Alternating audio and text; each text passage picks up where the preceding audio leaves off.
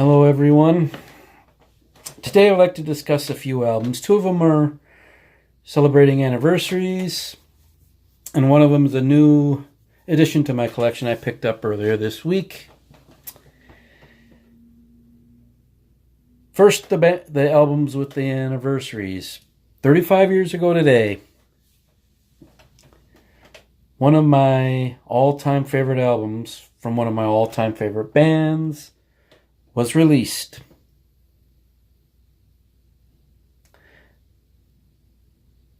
And that, of course, is Love at First Sting by the Scorpions.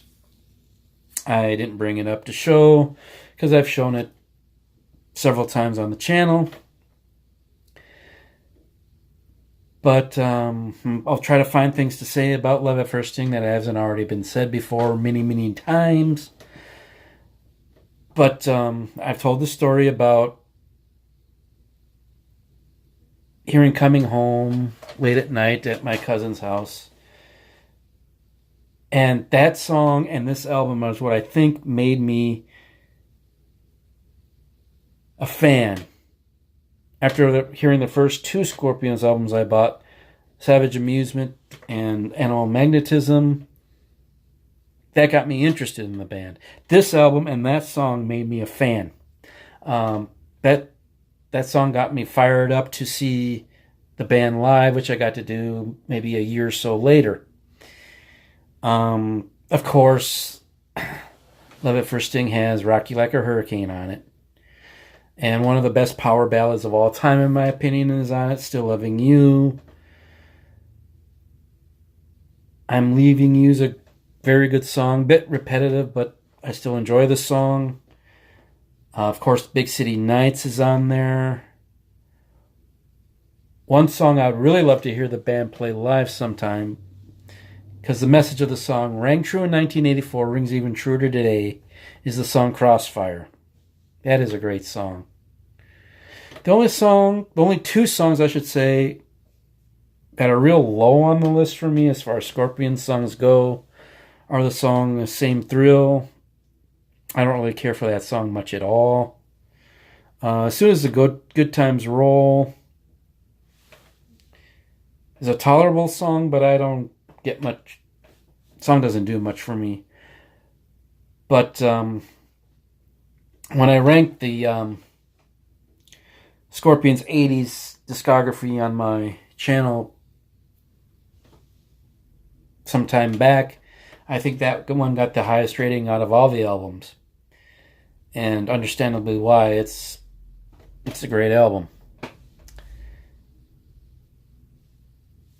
The second album I like to talk about was released almost a year to the day, but it was like the day before the second anniversary of Love at First Sting.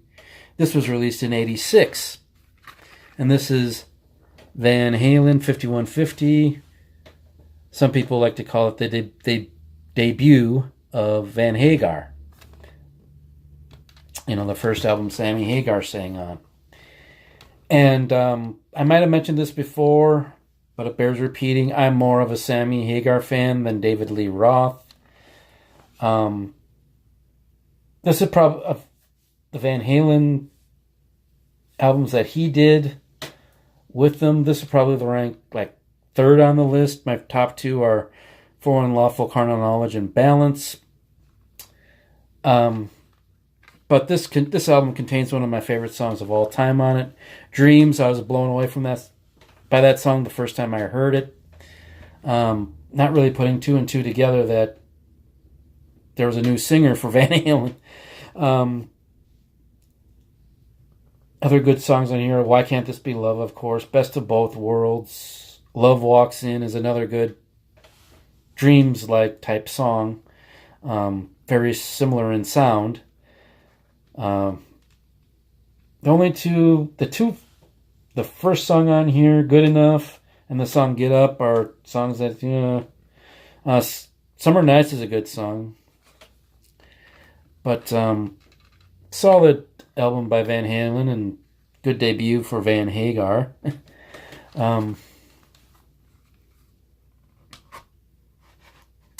The next album I like to talk about is the album I added to my collection earlier this week. And I'd been interested in getting something from this band because the singer for another band that I've follow and I've mentioned on this channel before, Phantom 5, their singer used to sing for this band. And of course, the band in question is Bonfire. This is their 2018 release, Temple of Lies, not House of Lies, Temple of Lies. And I've spun this twice. And I must say, I enjoy this. I really like this album. This is probably the first album in a long time, in a few months, regardless of how familiar with the album I am or not. In a few months, this is the first album that I've put it in. When I've put it in, I've let it play through. I've been that impressed with it. Alex Stahl has an excellent voice. There's some good songwriting on this. The song Coming Home on there brought a tear to my eye because it talks about him missing his dad, who's, I assume, passed away. My dad passed away a few years ago, and I've missed him ever since. So that song grabbed me. On the Wings of an Angel, the second song on there, is probably my second favorite. But an excellent album. I can't wait to get more from these guys with Klaus Lessman and this new singer. And if they had a singer before this guy, I believe they did. They're like on their third singer now. But especially was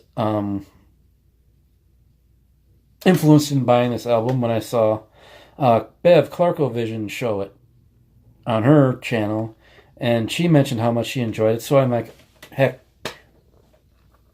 good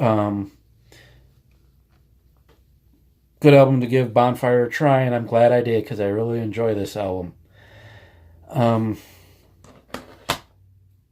Now on to a couple other things that kind of like to talk about. Some ideas I have for my channel, and people can say yay or nay whether they like these ideas or they don't. So feedback is welcome on it. But one of the things I was thinking about doing is, like I ranked the 80s, not the 70s, the 80s catalog for the Scorpions.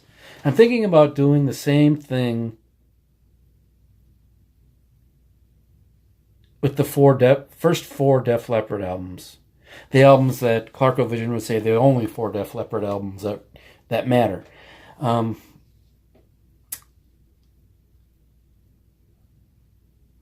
I tend to agree in a way.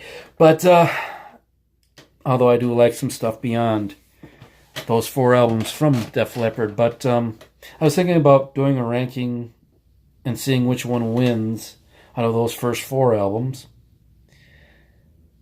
And I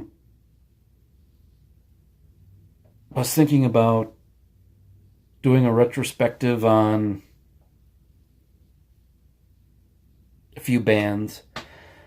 But anyway, my mind has suddenly gone blank. Let's just say I've been distracted from doing videos by some things going on. But anyway, I'm not going to bore you guys with that crap. So I'll just get off here by saying, until I talk to you again, enjoy the music.